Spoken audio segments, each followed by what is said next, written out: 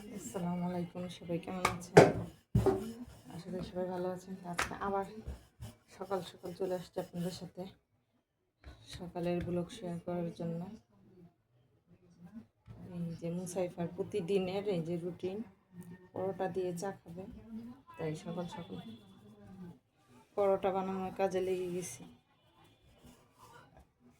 উঠেও এখনো ব্রাশ করে নেই, ওই এসে কম্পিউটারে কার্টুন দেখতেছে।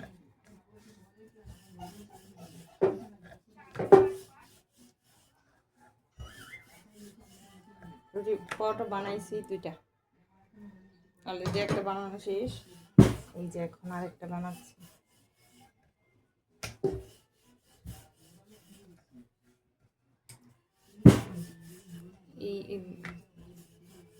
এইটা এইটা আপনার হচ্ছে ভালো করে বসে না।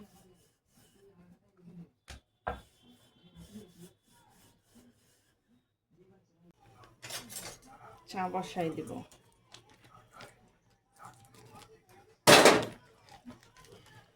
মেয়ে খাবে রুটি দিয়ে, পরোটা দিয়েছে।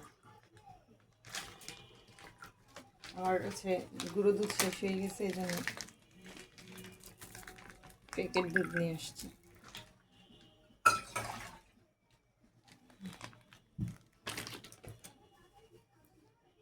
আম্মু মুখটা ধুয়ে এসো।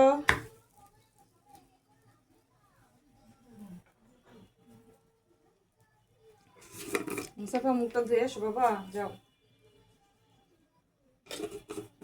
চিনি চা একটু কম খাই এখন, পরোটার জন্য একটু বেশি দিতে হইতেছে।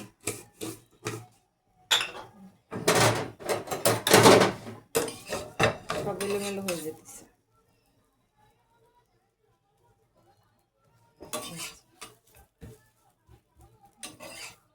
পরোটা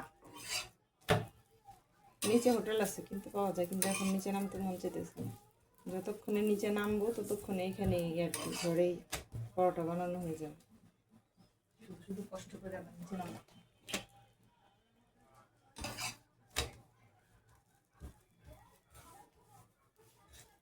মুসাইফা, এই যে পরোটা তো হয়ে যাচ্ছে, তুমি তাড়াতাড়ি মুখ দিয়ে এসো।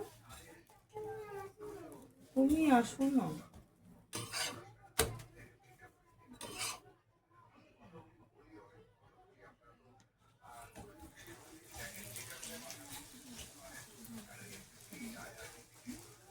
অনেকদিন হচ্ছে ব্লগ আর কি করি নাই, ভিডিও আর কি বানাই নাই।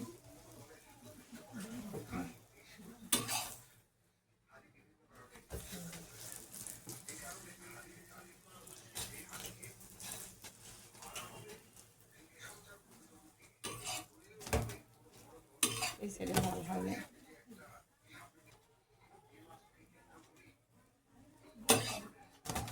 এই যে দেখেন এখন এই পিঠটা অনেক সুন্দর লাল হয়েছে।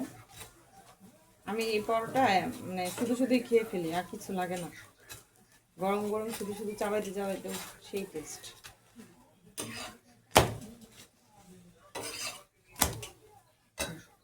এই যে একটা দুইটা, মুসাফের বাবা খাবে না, মুসাফের বাবা ভাত খাবে, আমি একটা, মেয়ে একটা। হয়ে গেছে। টিং টিং টিং।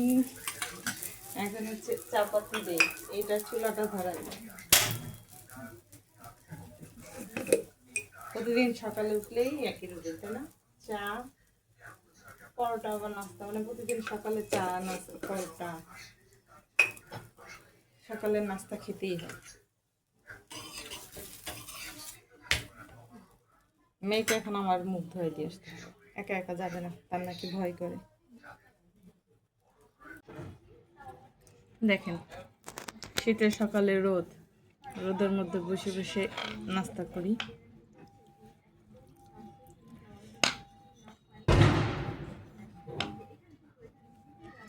শীতের সকালে রোদের মধ্যে বসে নাস্তা করতে মজাই লাগে।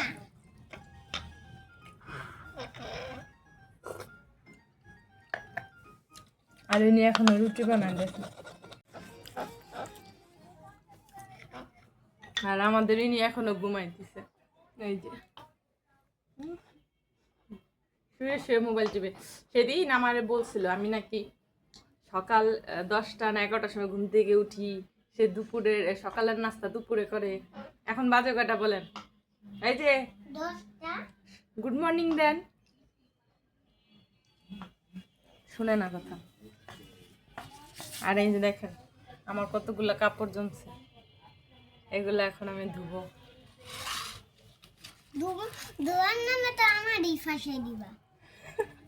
উনি একটু চাইছিল, এই যে দেখি গুড মর্নিং দেন। Hello hello mister, good morning. Good noon. Good noon দিছে আপনাদের। এখন থেকে আপনাদের ভাইয়াকে আমি সবসময় ক্যামেরার সামনে রাখবো, উনি মজার মজার কথা বলে। মুসাইফার বাবা হচ্ছে বাসায় নাই, ও বেরোই গেছে আজকে। আজকে হচ্ছে ও বাসায় না থাকলে বলছিলাম না আমার একদম কোনো কাজকর্ম নাই বলতে রান্না বান্না আর কি যা আছে তাই দিয়ে চলবে।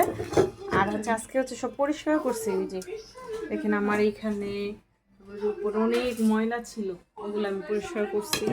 এইগুলো এখন ধুবো, অনেক বেলা হয়ে গেছে তো দুপুরে মুসাইফারে ভাত খাওয়াইনি, ওরে খাওয়াই তারপর হচ্ছে এগুলো ধুবো। আর হচ্ছে ও বাসায় না থাকলে তো আমার নাটক দেখতে দেখতেই সব কেটে যায়, দিন কেটে যায়। এই যে দেখেন নাটক দেখা একদম শুরু। আর এই মেয়ের বলে খালি গরমই লাগে, দেখে খালি গাই থাকে সবসময়। আর এই গোছায় কোনো লাভ হয়েছে? কোনো লাভ হয়নি, সব এলোমেলো। আম্মু ফ্রিজ থেকে যে ভাজিটা বের করো তো, বের করো। কিছু তো রান্না করি নাই, কালকের এই যে নিরামিষ আছে, পাতাকপি ভাজি আছে, এগুলো ডিম আছে অবশ্য। ডিম আজকে এখন আর ভাজি করবো না, মশলা বাবা রাত্রে আসলে ফ্রিজে রাখো মু। এই অবস্থা। এখন খাওয়া দাওয়া করি আর নাটক দেখি, একটু নাটক দেখি, একটু খাওয়া দাওয়া করি, একটু ঘর গুছাই, একটু চা বানাই খাই, এরকম করতে করতেই বেলা চলে যাচ্ছে। কি আমি খাবো না, বের করো। দেখেন ও মুসাইফার ছোট মগে পানি নিয়ে আসছে, আসো। এই যে কেন ওকে ভাত খাওয়াবো, এই নাও, আসো আসো আসো আম্মু আসো। দেখেন কোথায় দৌড়াদৌড়ি করে। এগুলো কি করছো তুমি বলো? এই যে আমি ড্রয়িং করছি। আসো সামনে আসো, ভাত দেব, সামনে আসো। মুখে লিপস্টিক দিয়ে কি করছে দেখি, ও নাটক দেখে। জাল নাও, পানি খাও। খাওয়া দাওয়া করি, পরে আবার আপনাদের সাথে দেখা হবে। বলো কোথায় যাও, বলতে হবে কোথায় যাও। মিরপুর যাই। কোথায়? মিরপুর। মিরপুর কোথায় যাও? মিরপুর কার বাসায় যাও? খালামণি বাজায়।